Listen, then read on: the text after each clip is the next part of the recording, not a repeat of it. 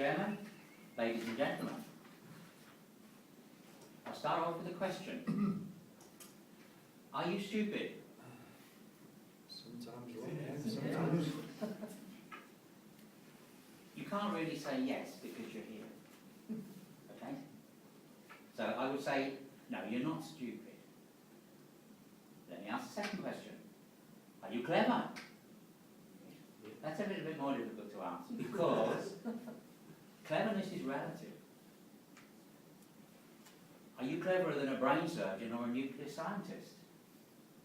I think maybe not quite. You're certainly cleverer than the average person, that's why you're here. But take an example of a company, an electrical company, the comparison between the boss and the electrician. If a boss makes decisions and he gets about 75% correct, he's reckoned to be a pretty good boss. 3 out of 4 decisions is not bad. But then you take the electrician. If he only gets 75% of his connections right, instant dismissal. You'd have to be 99.9 or 100% correct when you make a connection, because it wouldn't be acceptable otherwise. So who's actually the cleverer person? The boss or the electrician? How many bosses could do their secretary's job when the secretary is not there? I think very few bosses could do their secretary's job. But again, who would be considered the cleverer of the two? It's said that knowledge is knowing that a tomato is a fruit. Wisdom is not putting it in a fruit salad. Let's compare some very clever people. George Washington. He was a fairly clever fellow. First president of the United States. When he was young, it was reported that he chopped down a cherry tree. When his father said, "Son, did you chop that cherry tree down?" he said, "Yes, father, I cannot tell a lie. I chopped the cherry tree down." His father said, "Come here." He laid him over his knee and he gave him a good whacking. When he'd finished, George said to his father, Father, why did you hit me? I was honest. I told you I chopped down the cherry tree." He said, "I'm not punishing you because you chopped down the cherry tree. I'm punishing you because you didn't know your mother was still up there picking up the tree." Another person, Mozart, a wonderful composer. He was so brilliant that he only ever used to write one score, and that was the final score. He never ever rewrote anything. It was so brilliant and he was so clever. He only ever had the original. But he couldn't control his private life. He was a womanizer and a drunkard, and he died at a very young age. Now, on one hand, he was almost a genius. On the other hand, he was completely stupid. Another person who you might consider is almost a genius was George Best. Wonderful, wonderful footballer. But again, he couldn't control his private life. And he died of alcohol poisoning. Those are 3 dead people. Let's come up to date. Nigel Kennedy.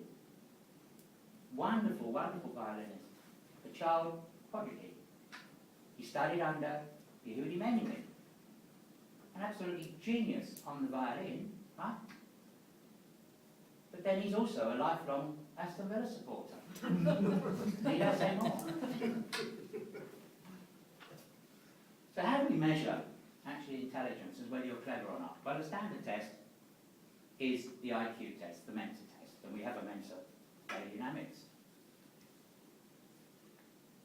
If you have a score on the Mensa scale below 85, you're below average. Between 85 and 115, you're average. Between 115 and 145, you're above average, getting to the gifted. And between 145 and 160, you're then in the genius class, okay? Now, Albert Einstein had a score of 160 plus. Now, we all know how clever Einstein was, but he couldn't read people's emotions. He had Asperger's syndrome, which meant he could not relate to people. He couldn't get nuances of actions of people. People considered him to be aloof. They didn't ever question him because he was so clever. They didn't question that. But he wasn't that clever. He just didn't have a clue what was going on. And yet, he was a genius.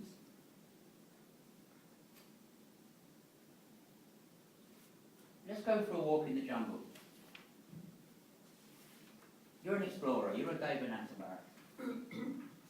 You're a very clever man. You're walking down the jungle path, and all of a sudden, in front of you, is a big tiger. You stop instantly. You think to yourself, wow, what am I going to do now? You back up a couple of spaces. You hear a growl behind you. You look around. There's another tiger. You think, oh my goodness, what's happening now? You think to yourself, right, I'm in a bit of trouble. I've got a double-barrel shotgun. One in front, one behind. I'm only going to be able to get one of them. So you stand to one side of the path so you can look at them both. And you say to the first tiger, Mr. Tiger, you can't eat me. I'm a genius. I'm much cleverer than you. Mr. Tiger says, oh yeah, so what? So you look at the second tiger. You say, Mr. Tiger, you can't eat me. I'm a genius. I'm cleverer than you are. The second tiger says, oh yeah, so what? I may not be as clever as you, but in 5 minutes you're going to be lunch. Doesn't matter how clever you are. He was stupid to go out on his own. If he was not so clever, he would have gone with the company. So just because you're clever, it doesn't mean to say that you're always that good. If you take the Chernobyl accident, that was horrendous, we all know that. It wasn't actually an accident, it was a catastrophe. It was a catalogue of errors by clever people. They knew what they could do to push the limits. They knew there was a safety factor involved, and they pushed. And because it didn't blow up, they thought they could carry on pushing. Well, we all know what happened one day. It did blow up. The point of the story is, stupid people wouldn't have made that error. Because stupid people wouldn't have known there was a safety factor. They would have followed the rules. They would not have done it wrong. Therefore, in this instance, as far as Chernobyl is concerned, it was better to be stupid than clever.